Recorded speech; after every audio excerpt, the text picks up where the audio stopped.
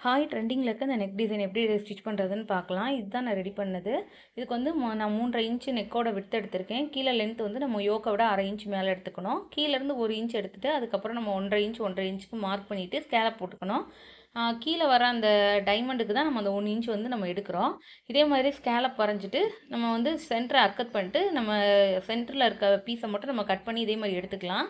எடுத்துட்டு மேலே இருக்கிறத ஓப்பன் பண்ணக்கூடாது. கொஞ்சமாக விட்டுட்டு நம்ம கட் பண்ணிக்கணும். இந்த பீஸை லைனிங்கில் வச்சு அயன் பண்ணிவிட்டு இப்போ இதை வந்து நம்ம மெயின் ஃபேப்ரிக்கில் வச்சு ஸ்கேலப் வந்து கர்வாக கரெக்டாக ஸ்டிச் பண்ணி எடுத்துக்கலாம். இப்போ ஸ்டிச் பண்ணுறப்ப கரெக்டாக ஊசியை சென்டரில் நிப்பாட்டி நம்ம ஸ்டிச் பண்ணணும். அப்போ தான் கரெக்டாக இருக்கும். ஸ்டிச் பண்ணிவிட்டு நம்ம 1/4 இன்ச் மட்டும் விட்டுட்டு அதுக்கப்புறம் இருக்க ஃபேப்ரிக் ஃபுல்லாக இதே மாதிரி கட் பண்ணி எடுத்துக்கோங்க.